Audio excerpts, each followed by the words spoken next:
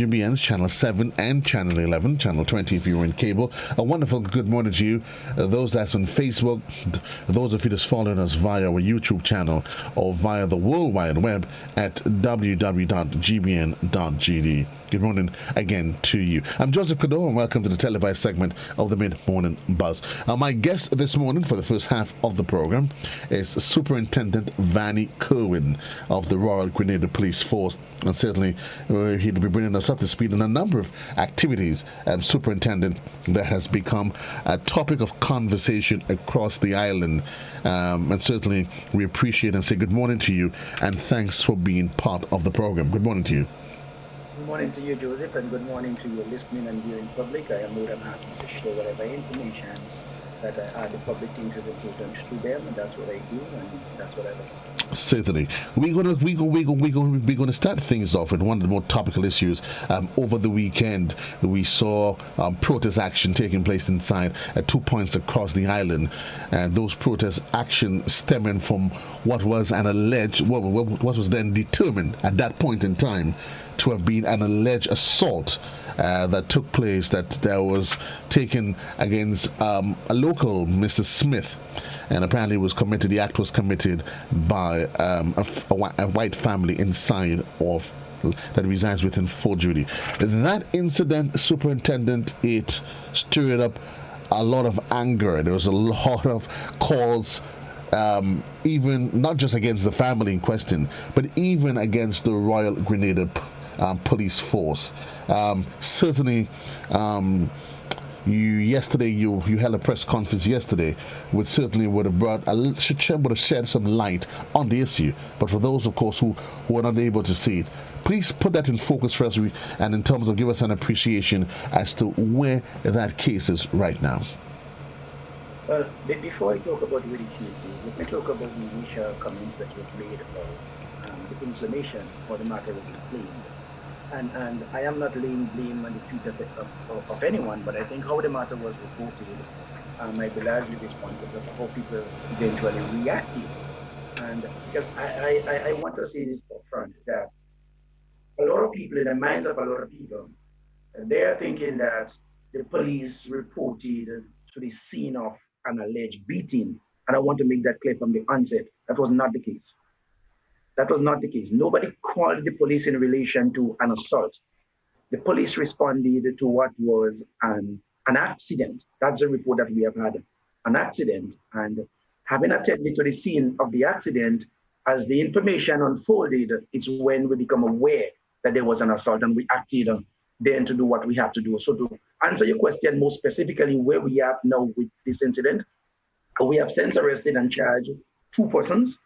They have been placed on bail. The matter is bailable, and so they have been placed on bail, and they will have their day in court sometime next month.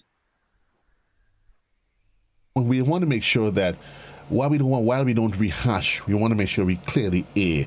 So the police reported to the scene based on a specific report, but some may ask, okay, fair enough, and that is fine. But you were there, and an incident is brought to your attention. What protocol governs or dictates how that investigation proceeds, or how the police treat with the information that has been brought to their attention? That's an excellent question, because I think that is the issue that a lot of people are having, not understanding the protocol that should have been applied there. If you respond to an incident and there is a visible threat of violence that you're confronted with, then it might be necessary to neutralize that threat or that violence by perhaps making an arrest. But you have to remember, in this particular case, on the arrival of the police officer, none of this was happening. There was no violence, there was no possible threat, an incident had already occurred. So when the police officer got there, the scene was calm, there was no potential threat, there was no blood, there was no violence. What he was confronted with, it was a gentleman who had a swollen lip. And after speaking with him, getting a sense for what happened, he moved to initiating that second investigation for criminal offense, separate and apart from the traffic-related incident. incident that he had first responded to. the initial report seemed to suggest that the police officer would have intimated to the victim then that that's not an issue for the police to deal with. And I think that's what, in greater parts, seemed to have conjured up that sort of emotions among the populace. Yeah, and I want to categorically see here, I was not on the scene, but I can only go on what is reported to me, what I have investigated, and what I know to be standard practice for the police force. I spoke with the officer on Saturday morning, and he categorically denied that he has ever said to the husband or the wife that this was a private matter. And I can find support for that statement by his conduct and his action. If the matter, as said by the police officer, was a private matter, then why would he have issued a medical form which initiated the commencement of a criminal matter?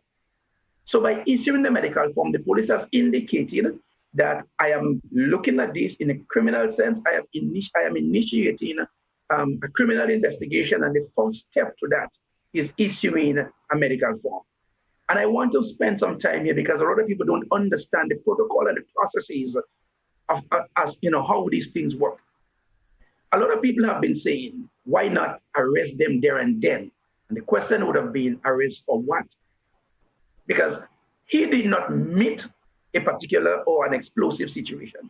Nothing had happened in his view. He could have arrested on the information of a third party if that information was well-founded.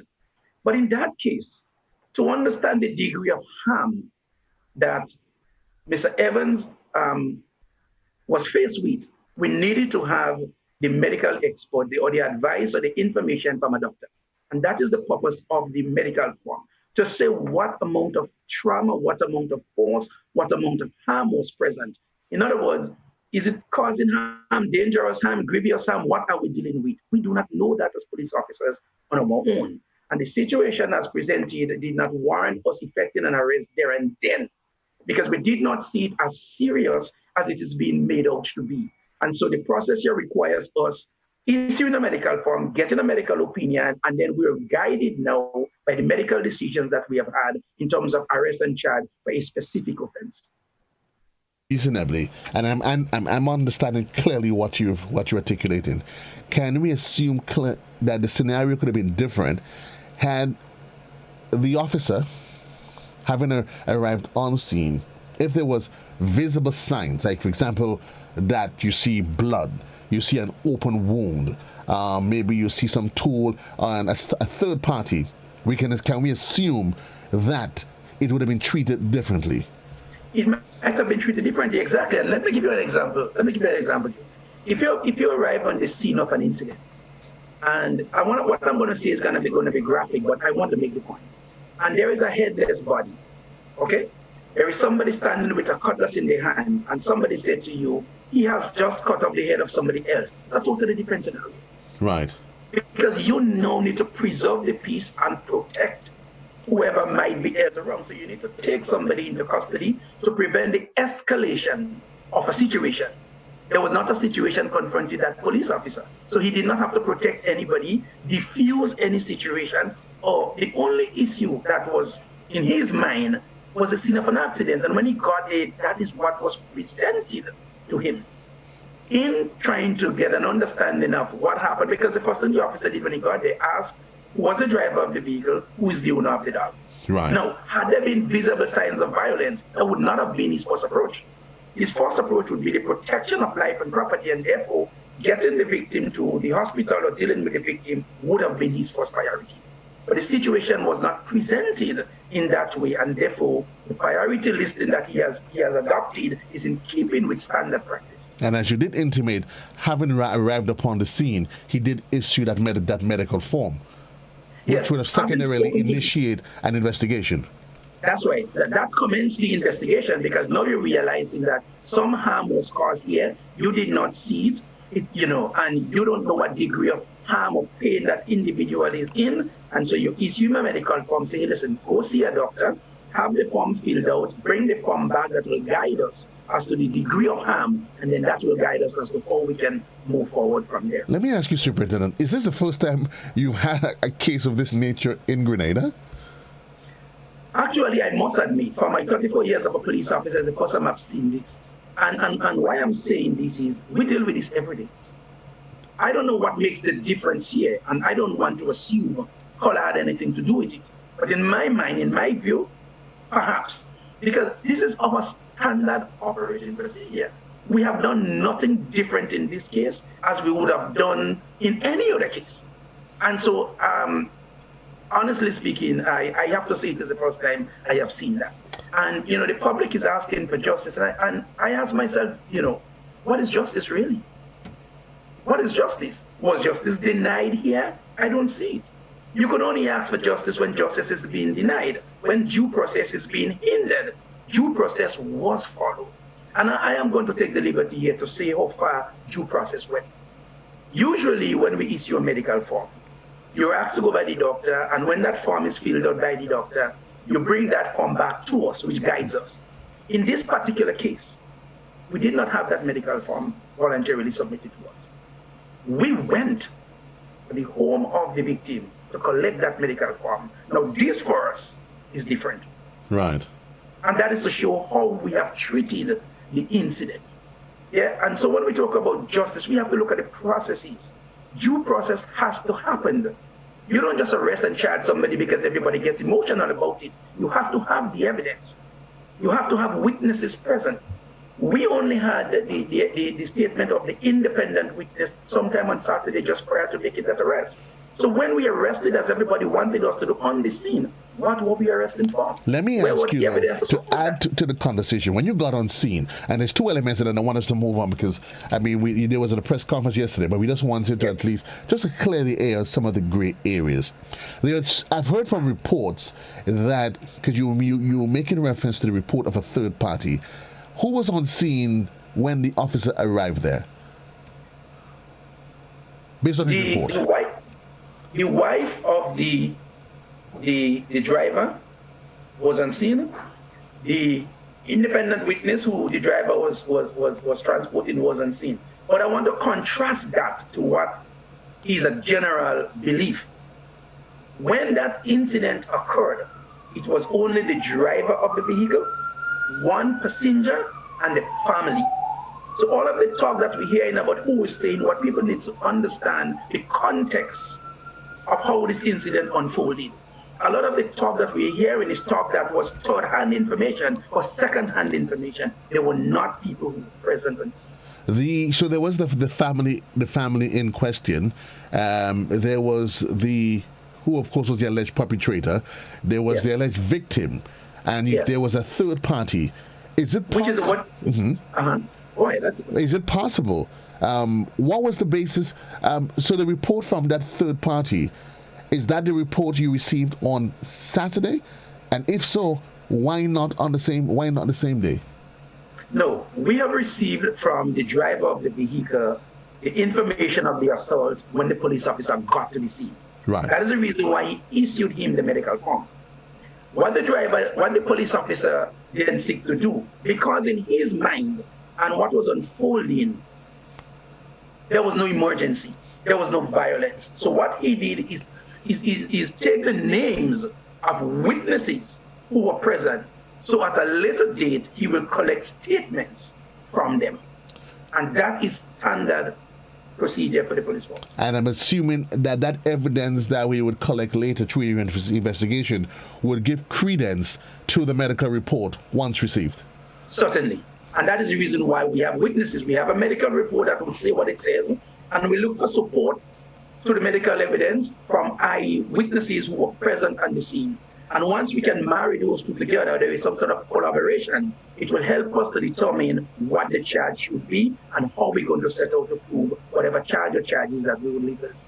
There was initial indication, reports that the police made 2 visits to the scene. And based on what you're saying, that is not the case. As far as I know, that is not the case. Yeah, because we are getting the understanding that the police initially came and reported on the scene regarding the incident of the dog. and then that's altercation. That's No. you can categorically say that that's not the case. Categorically say that that did not happen. The police respond to the scene once. Once. That altercation may have happened between the time the call was made for service and the time the police arrived on the scene. Understood. I'm happy that we've had this conversation. Do you get a sense, though, that a lot of this, some people have argued that a lot of what we saw transpired yesterday, that had it been two black families, and had it not come on the heel of what's happening in the U.S., the Black Lives movement, that persons may have treated with it quite differently? I honestly think so, because these incidents are incidents that happens here very frequently. And the position that we have taken in this one is what we would have done in any other case against two locals. So it beats me why this one jumps out or is jumping out the way that it is. And I think maybe you're right. Maybe it can be because of the movement in the United States, Black Lives Matter. Maybe because it involves a white family against a local. But at the end of the day, as a police force, we ought not to look at color. We ought to treat every crime as it is. Whether you're black, white, brown, if you commit an offense, due process needs to happen. If you need to be arrested, you need to be arrested and get your day in court. The charge as been laid against the perpetrators carries a penalty of, I think, a year and $3,000. 1 year imprisonment or $3,000 or both. Or both. Okay. Well, so you can go to prison for 1 year and still be asked to pay $3,000. Well, certainly as to how that turns out, I know that is outside of you and I. So we're not even going to get there. We're not even going to have that conversation. COVID-19 is a conversation that we've been having and enjoying for the last couple of weeks. We've seen continuous relaxations of laws, easements, and everything that is taking place. We understand. We heard yesterday that there's some further easement as it relates to the curfew hours. Talk to me about that, Superintendent. Well, in addition to the curfew, there are more easement than that. But let me start with this. Yes, the curfew is now moved from 9 p.m. to 11 p.m. So freedom of movement can now be enjoyed or exercised between 5 a.m. in the morning to 11 p.m. at night. And therefore, businesses that are currently cleared to open can now open up to 10 p.m. The curfew now commencing at 11. So we move from 9 to 11. There's a 2-hour added on to the back end of the curfew. So that's one of the easement that we have seen. But significantly, we have also seen social activities coming on stream. Prior to today, you could not host or attend any social activity of any description prior to today. But with this new regulation, social activities are now being relaxed, and you can now have social activities of up to 20 persons. So what you could not have done before today, you can now do it as of today, but it must be limited to 20 persons in terms of social activities. Right. Anything major else outside of that that we need to ensure we get out to the public? So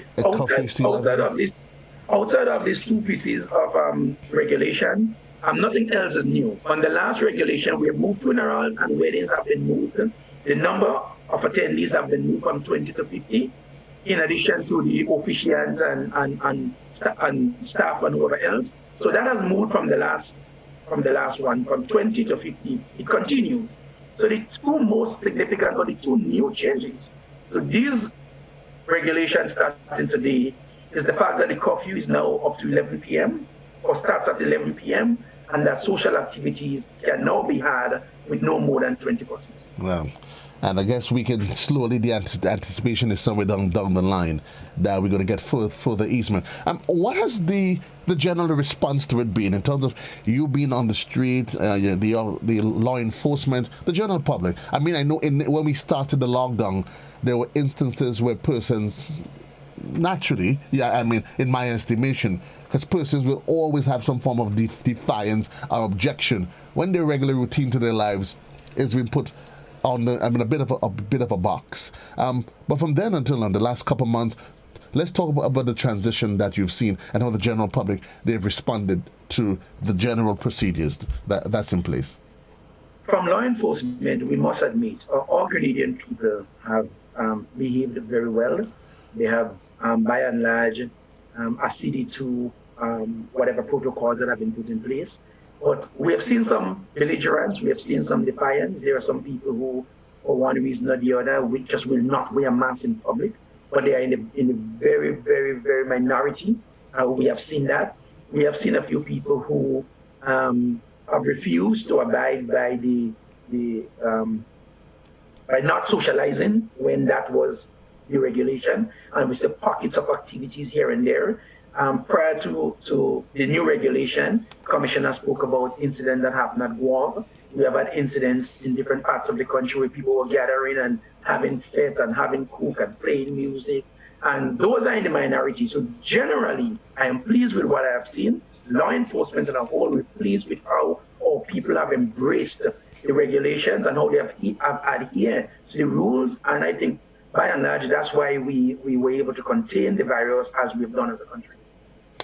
You set up a task force, and that announcement was made earlier, to deal with some outstanding matters. Any updates that you can advise the public on in terms of the work of that task force and what it has been doing? Well, we do have a few murder cases that we have not been able to solve. And so the executive of the force thought it was best to have a concentrated effort towards doing that. And so a task force of some of our most senior investigators were put together to look specifically in solving these matters.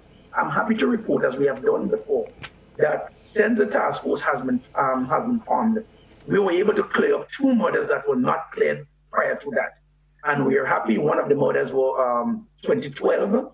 And so that is what, 8 years. Those perpetrators were out there enjoying life as all of us. But because of the work of the task force and the dedication and commitment and the experience of these officers, they were able to make that arrest. We are confident that at some point we will be able to make more arrests as it relates to our murder cases. They are working diligently, leaving no stone unturned, and concentrating on the work that needs to be done to ensure those that are responsible for those heinous crimes in our country is brought to justice.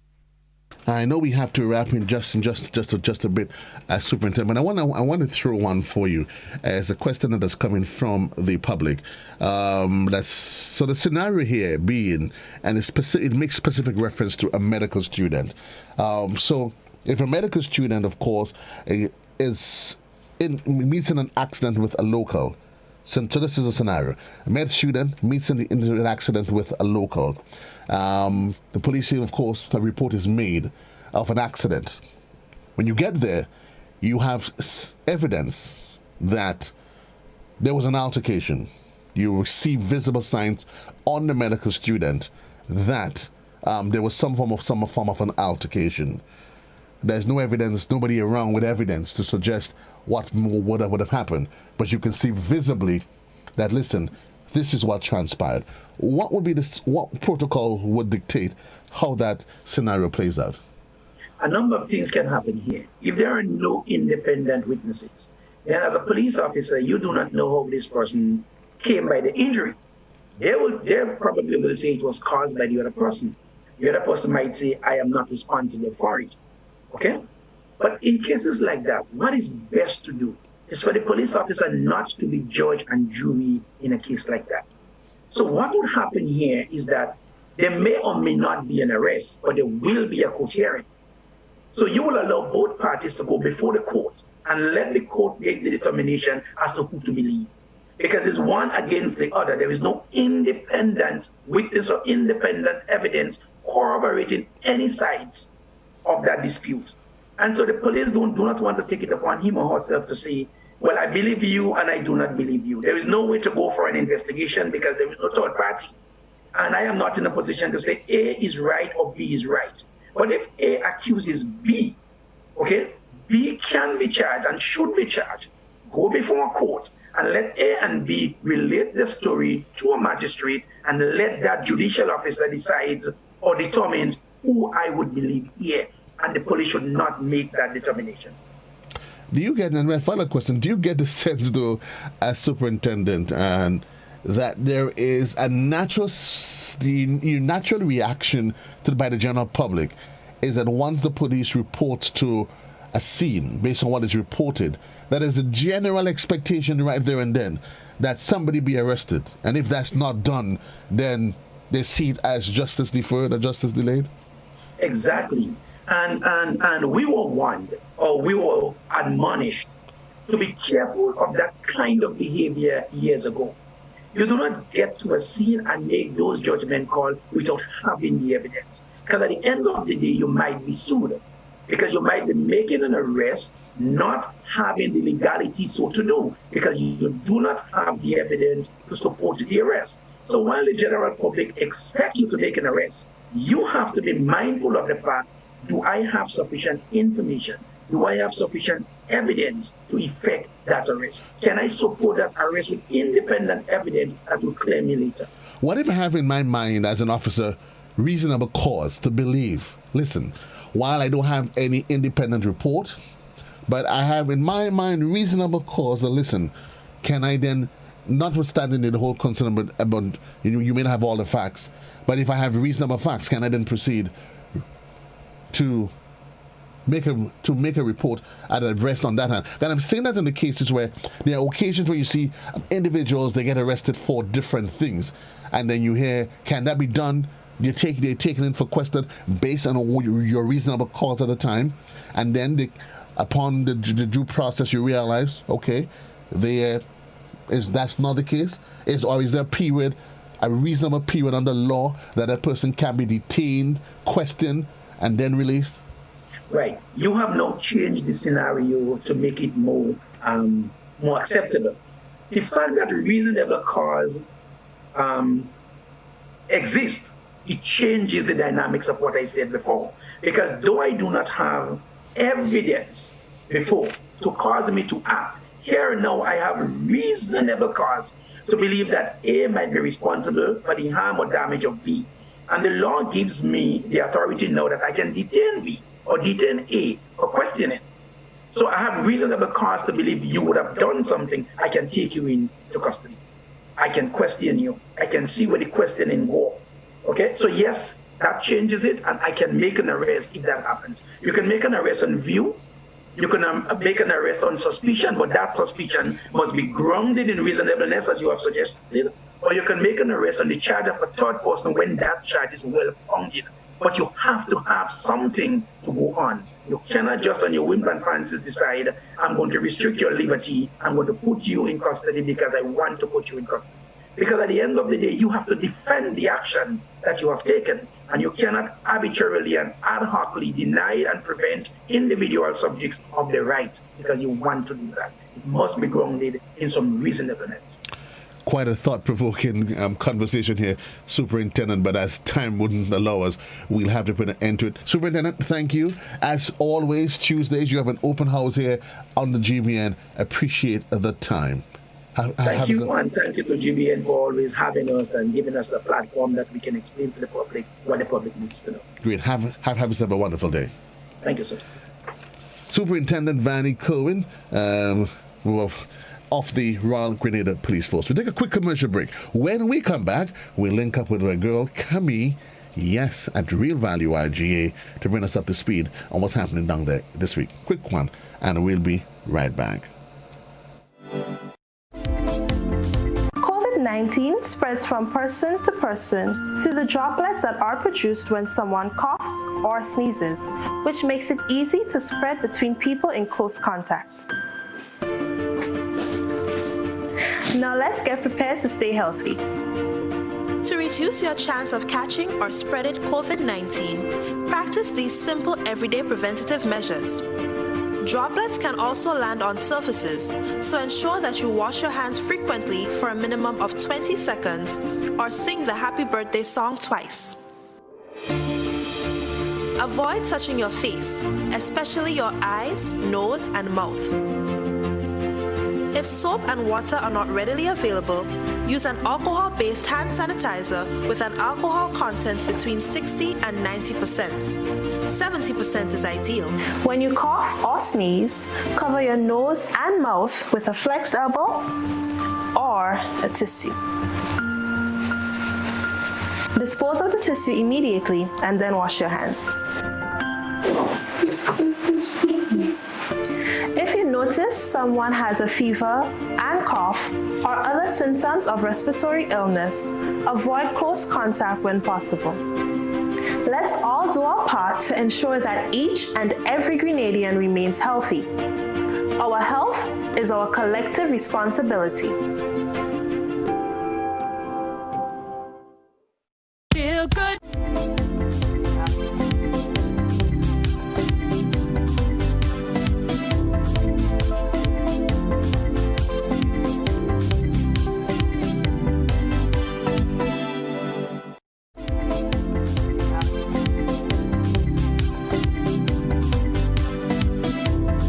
The clock is 29 minutes onto the hour of 12 o'clock. Reminding you at the top of the hour, it's going to be the midday edition.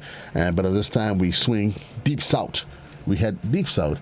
And we won't go anywhere past the mall, because that's where our wonderful friend Camellia Brown is waiting to bring us up to speed and all of the wonderful and exciting things that's happening at Real Value. Hi, Cammy. Hi, how are you? I am wonderful. How's everything with you? I'm okay. How have you been? As good as always. Anybody tells you anything otherwise, it means that they're ill-informed. Okay, so you had a good weekend and a good Monday and everything is fine. Yep. Copacetic. Copacetic. All right, that's good. What's happening in your neck of the woods? Okay, well, everything is fine down here. Everything is good. Now let me just start off with, we have a promotion going right now on wine. This one is Hardy's Nottage Hill Australian wine. So with the purchase of those, any one of the wines, we have a Chardonnay, we have a Sauvignon Blanc, we have a Merlot, and we have a Shiraz. So you get a free gift. So as a customer, all you need to do is purchase the wine. When you get your receipt, just bring your receipt over to the customer service desk and you receive a free gift with the wine. So we have wine bags, we have wine openers, and we also have caps that you could wear, outside hotter these days. So that could provide you with some shade as well. Buy a bottle of wine, get a free gift. Yes. I like that.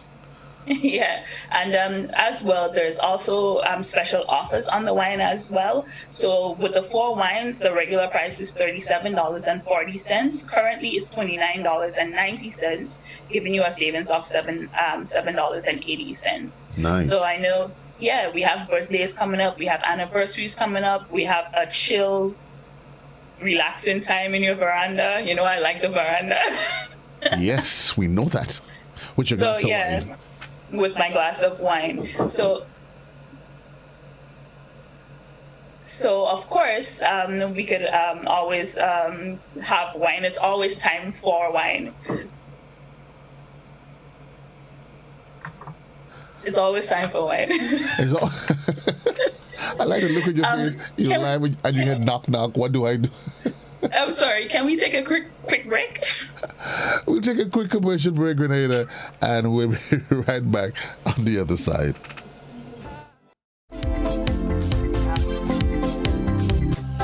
Hi, I'm Francis Urias Peters. To really know who I am, you must look at the plays that I've written over the past 30 years, because they reflect hard work, discipline, and my inner beliefs. Now, these values were shaped by my earlier bringings, because I was always curious about my roots and my identity as a Caribbean man. Now, I'm a good listener, and K105 has always been a great source of education and entertainment. Now, while the station name may have changed over the years, it has always provided valuable information which enabled me as a playwright to document and to celebrate our history, our behavior, and our achievements. K105 is my choice. It's the national station.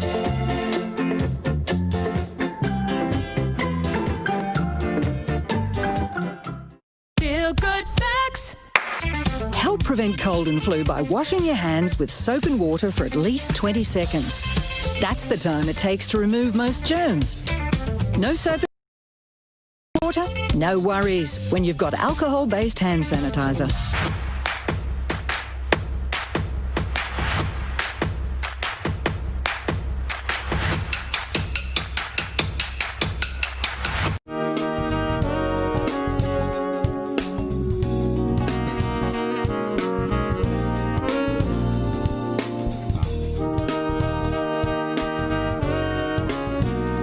Let's Cook Tuesdays at 8 with a rebroadcast every Thursday at 10.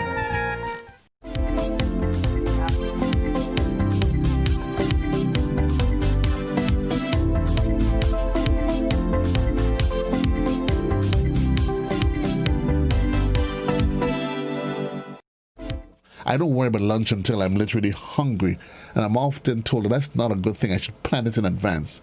I'm not worried about food until hunger comes beckoning. Until then, I'm just working.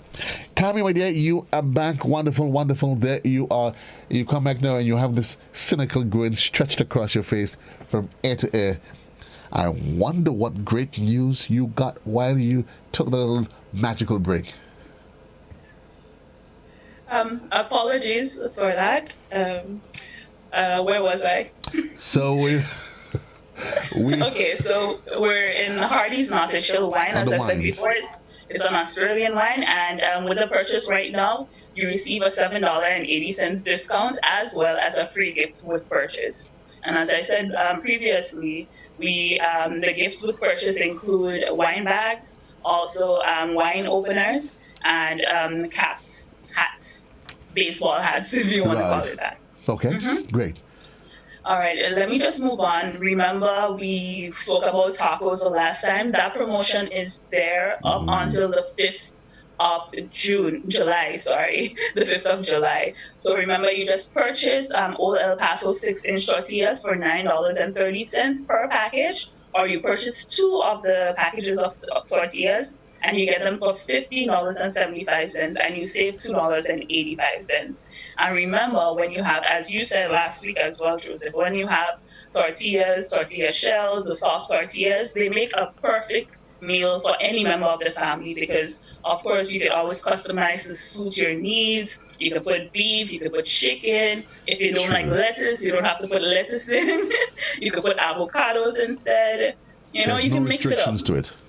There's no restrictions to it. So, I mean, it's a really cool thing for a family to have as well, because, you know, sometimes, as you said rightly, sometimes the kids don't really want to eat the vegetables, right? So this is a meal that you could actually put vegetables in there. Disguise it quite nicely. Disguise it quite nicely as well.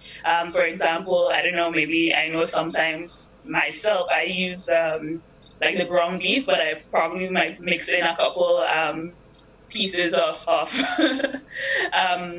kidney beans, red kidney beans inside it, so you can't even recognize the difference, right? So you could use that.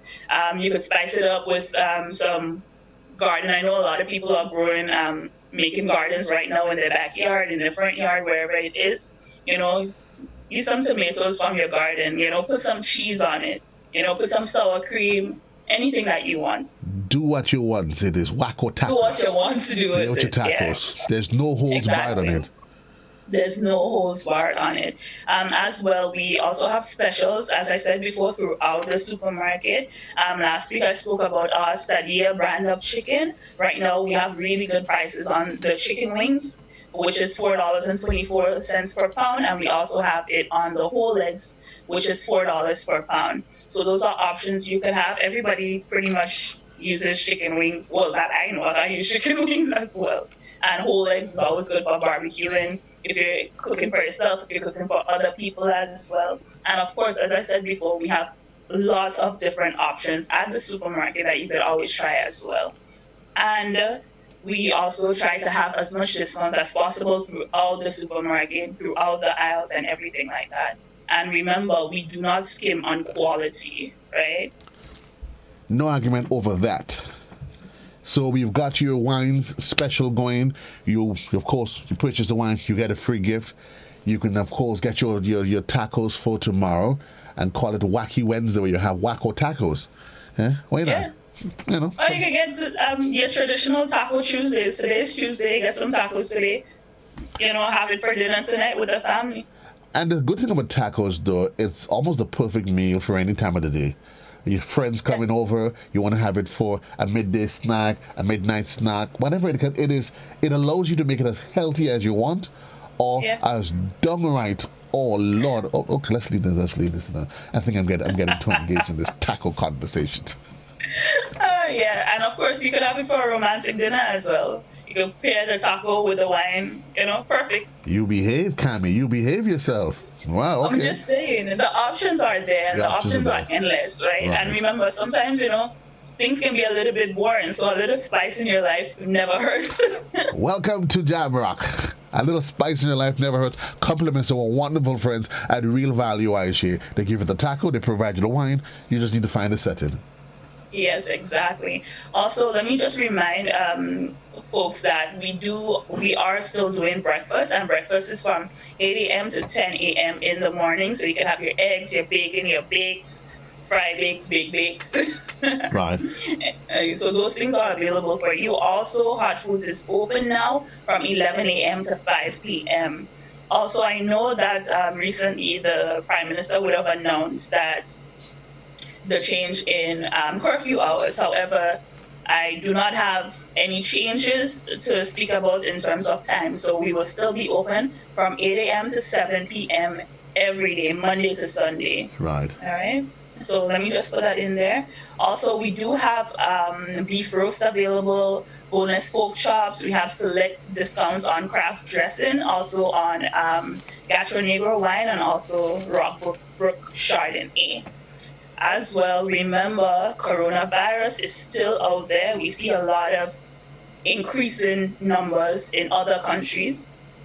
Some places that were open had to remain closed and other things. So at the supermarket, we're still asking people to maintain social distancing guidelines or protocol.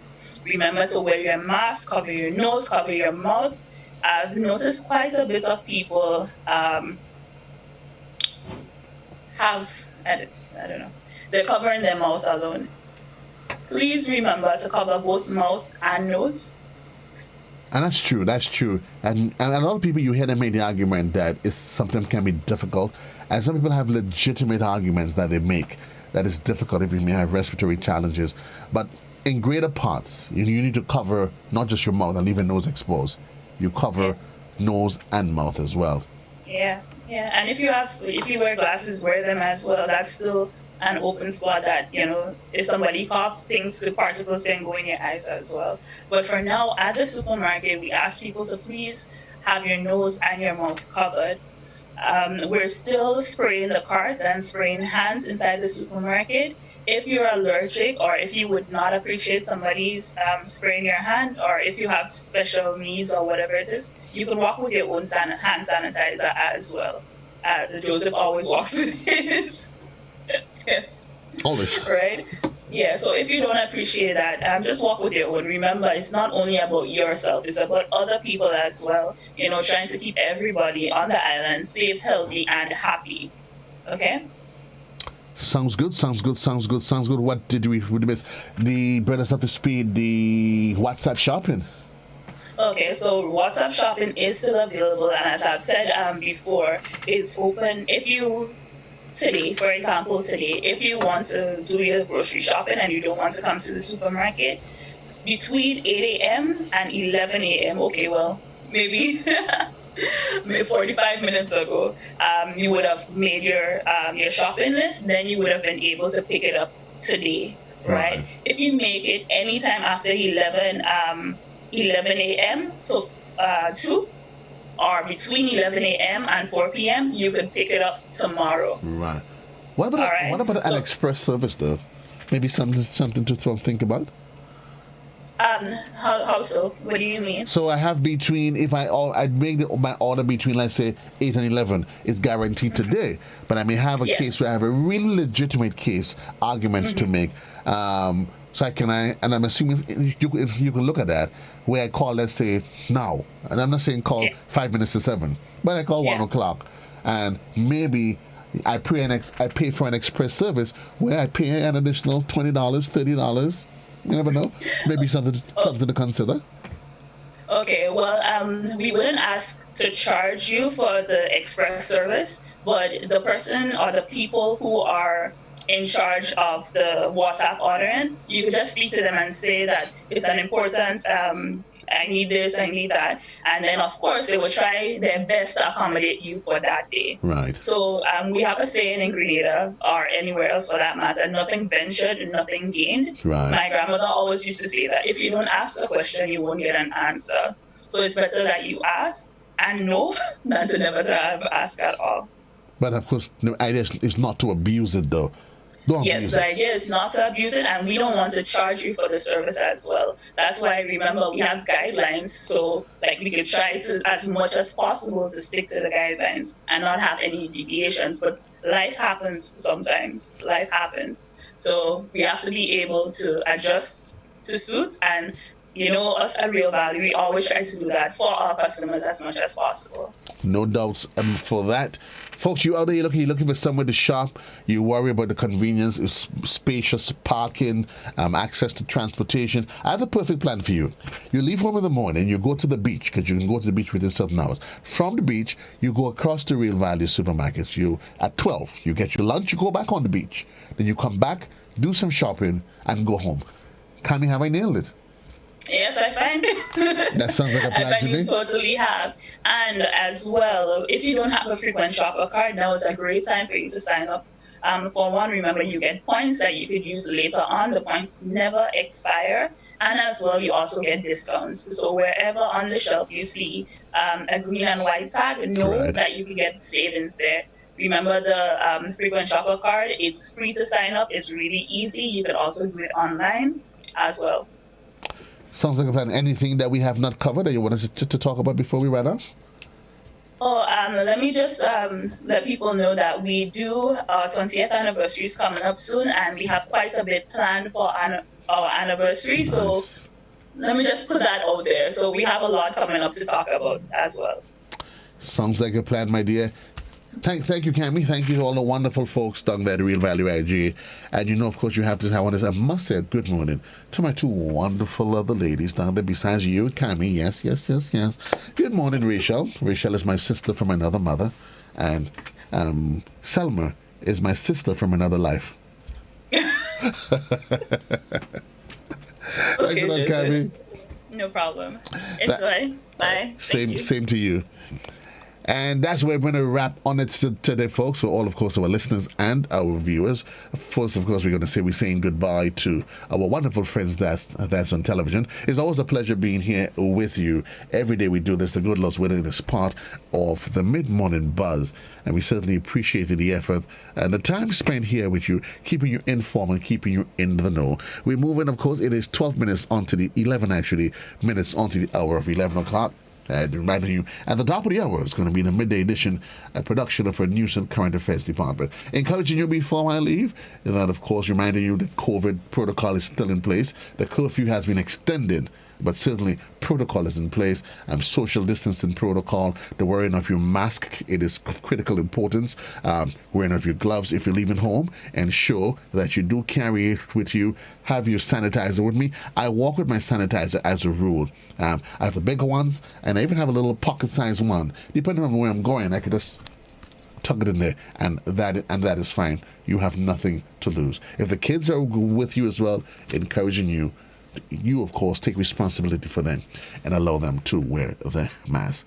I'm about to say goodbye to you. I want to encourage you to live life, love life. Treat today as though it's your last day on planet Earth.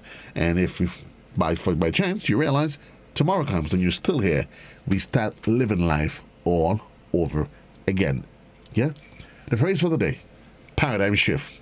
That's what's needed so we can navigate our way through this COVID-19 period. A paradigm shift. Have a great one. JC loves you. I'm out of here.